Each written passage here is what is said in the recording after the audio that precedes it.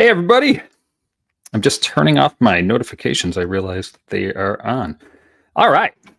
Welcome, everybody. This is a 20-minute session for marketers. This is going to be pretty quick, but pretty valuable, hopefully. It's something I think about a lot that we actually have versions of this in our daily SEO practice here at the Mighty Mo. So I'm hoping you'll find it valuable. It's all stuff that you can do within Google Search Console, which 99 times out of 100, you've already had installed. So all this data should be available to you today. You can go in, look at it, click around, download some data to Excel if you really want to, but you don't even need to do that. Let's get started here. First of all, let's talk about what Google Search Console is at a high level. Google Search Console is the data analytics tool for figuring out what people typed into Google before they landed on your website. An example would be I'm on my phone, whether it's iPhone, Android, iPad, whatever, it doesn't really matter. It could even be a watch, I guess, these days, or even glasses. I saw a guy with the Meta glasses yesterday. They're intense, man. But anyway, someone goes to Google, they type something, your page comes up. Maybe it's in an AI search result. Maybe it's in the organic search. Maybe it's in the map. They click on it. They land on your site. That's where Google Search Console data ends. All they know is they saw it, they clicked it, they went to your site. Google Analytics picks up where that ends. So now they're on your site. Now you have Google Analytics to figure out what they did on your site. Did they convert into customers? Did they buy something? That's all Google Analytics. So everything up until the point where they land on your site is Google Search Console. You've probably heard of it, but most marketers I talk to haven't really dived into the data. Dived in. I dave into the data. Common misconceptions. It's for SEOs only. Totally not true. It's too much info. I'm going to teach you exactly what to look at. There is a lot in there, but I'm going to teach you exactly what to look at in this very short 20 minutes here. Another misconception, it's not tied to marketing outcomes. So not true. We use Google Search Console as a key data point for all sorts of our SEO strategy work that we do at the Mighty Mo. And a lot of, at a high level, what we do, I'm going to teach you today. So I am going to pull up Google Search Console, but step one is we're going to identify pages losing traction. So this is important for marketing. The part of the objective here on this session, and this is what I want to teach you, is that there are very easy to find data points in Google Search Console that can drive your marketing strategy and tactics. You know, let's say you have 2 hours today where you could write a blog post, you could edit a page, you could update some site meta or something like that. This is how we use this. I'm going to teach you how to use this Google Search Console data to identify pages that are losing traction, for example. Let me share this screen in a bigger way here. What I want to do is this. Okay, so here we are. I'm going to go to Google Search Console. So I'm going to click through a bunch of steps, but just know this is being recorded. I'm going to share this recording with you, so you don't need to take great notes right now. You're going to have a video record of this that you can watch anytime you want asynchronously. You can also DM me on LinkedIn or email me, and I can get you this stuff. So step one, again, we're going to identify pages losing traction. You're going to go to Google Search Console. You're going to click performance. You're going to click a date range. I'm just going to click 3 months. And by the way, this is actual live Google Search Console data for a website that I just do for fun. It's called cheapestguitars.org. It helps me keep track of the cheapest guitars available, which is a hobby of mine. Yes, I'm geeky on guitars.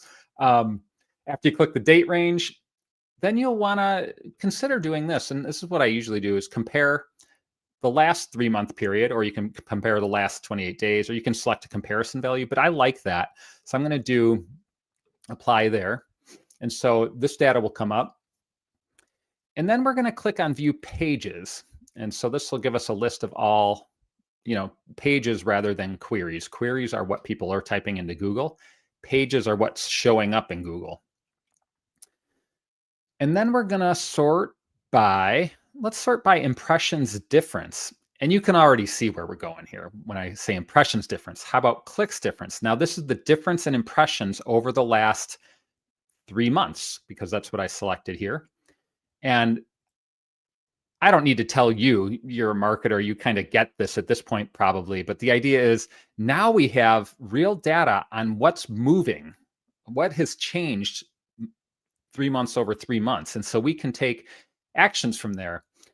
So for example, maybe you're looking at this and you say, wow, this page is getting a lot more traction the last 3 months. Maybe it's a new page. In this case, it does look like maybe it's a new page. So I'm going to expand this down. Let's go to the 100. And so what I'm looking for, oh, this site doesn't have too many pages, but what I'm looking for is like a big difference. And so let's say this page here is one that I was like, oh, I'm surprised. I didn't know this was getting way more impressions the last 3 months. Maybe I want to update the content to match the search intent. What are people searching for when they're finding this page? Is it the right stuff? Is the content matching that? Maybe I want to add internal links on my site to strengthen that page and lift it up more. Maybe I want to improve the title or meta. Maybe I want to create some supporting content. And especially if you're looking at the opposite, which is, whoa, this page went way down. Maybe I want to create a x.com post that drives traffic there, or a Facebook post, or maybe I want to go on TikTok and create a quick video about whatever this page is to generate some traffic there. So you can really use this data however you want, but the idea is this is clear data that you can act on. Let's take another thing you can do in Google Search Console really easily.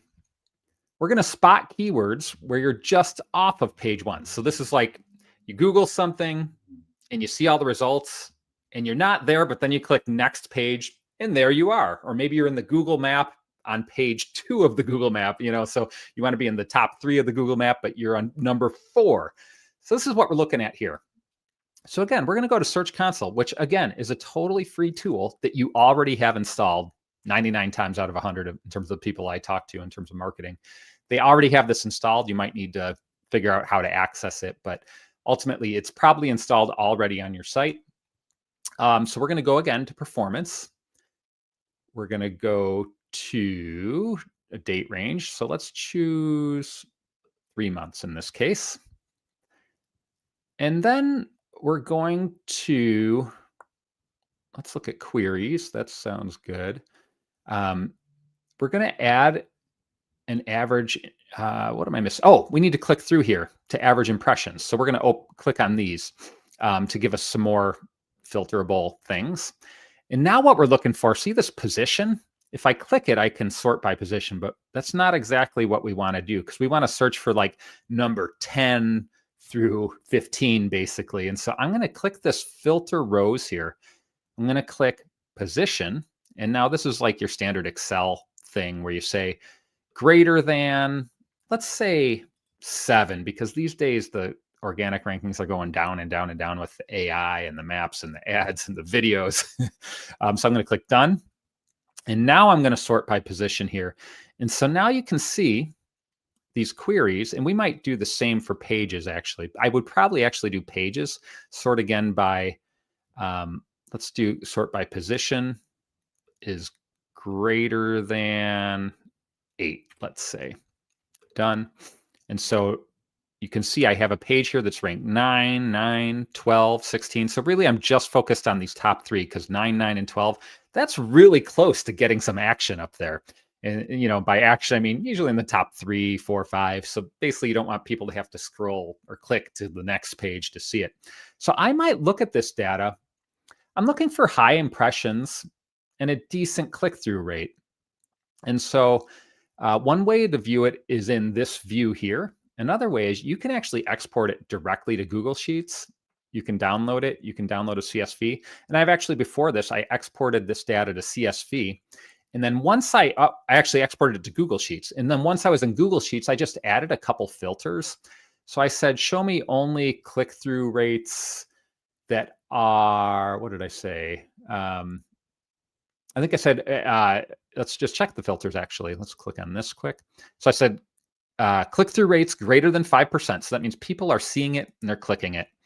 And I did impressions less than 200 because I'm looking for the sweet spot where it hasn't been discovered by the masses yet, and it's getting decent click-throughs. And you can see this top one, this is kind of what I'm looking for. Had some clicks, has pretty low impressions, less than 200, but also it's ranking number 2. It's getting 16% click-through. That's pretty good. Let's go up here. This one's position is 14. I might actually sort this by position. And what I'm really looking for is like this 11 here.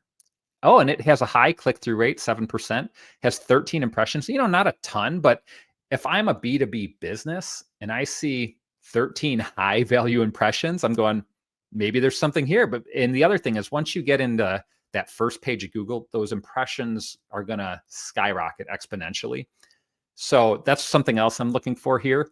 So I'm looking at this now. I don't know exactly what this is in this case, but in your case, you might see that. Then you look at the query, you go, that's actually looking pretty good.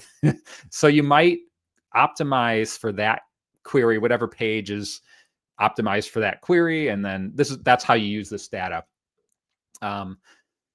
So let's go on. Another thing I'm always looking for is like gems. Again, high click-through rate, low impression terms. And that's kind of what I just described there.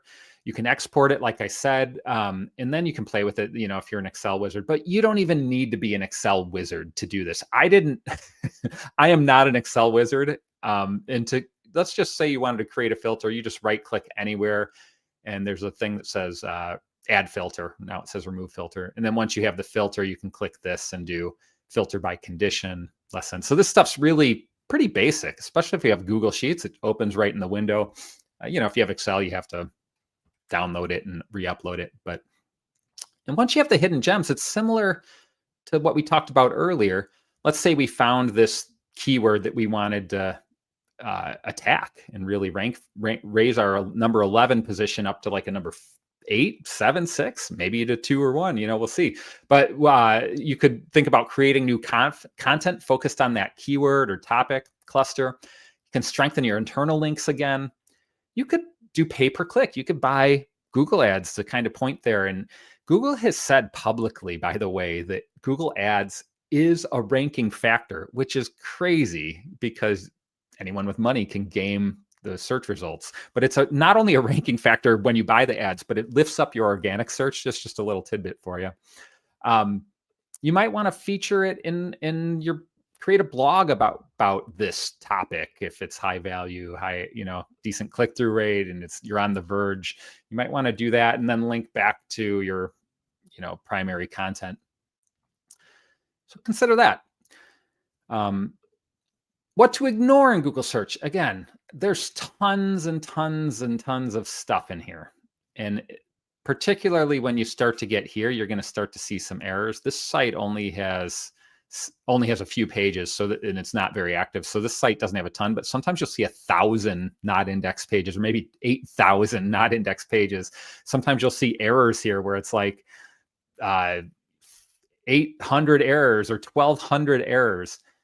In general, you as a marketer, you should escalate that issue to your SEO tech team.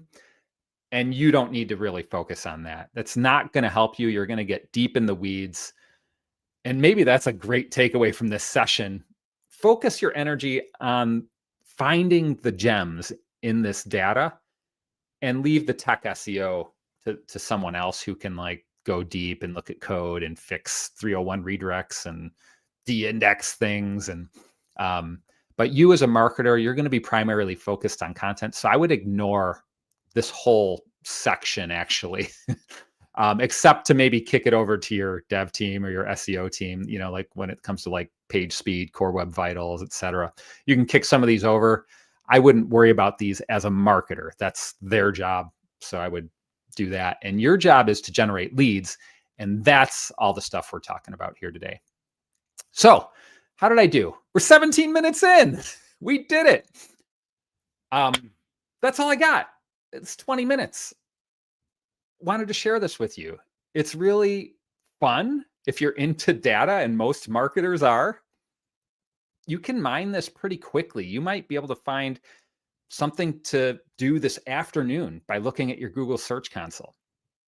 I get really excited about this stuff. This is going to sound really geeky, but sometimes nights and weekends, this is what I'm looking at. Not the thank you page, but the actual Google Search Console data and spreadsheets. My team is the same way. So again, I'm Toby Crines. I founded the Mighty Mo. We do SEO and WordPress. We generate leads for you effectively through SEO. You can always email, call if you have a question. You can DM me on LinkedIn. We do one of these webinars a week. We have another one coming up next week. Hope you can join us. Thanks, everybody.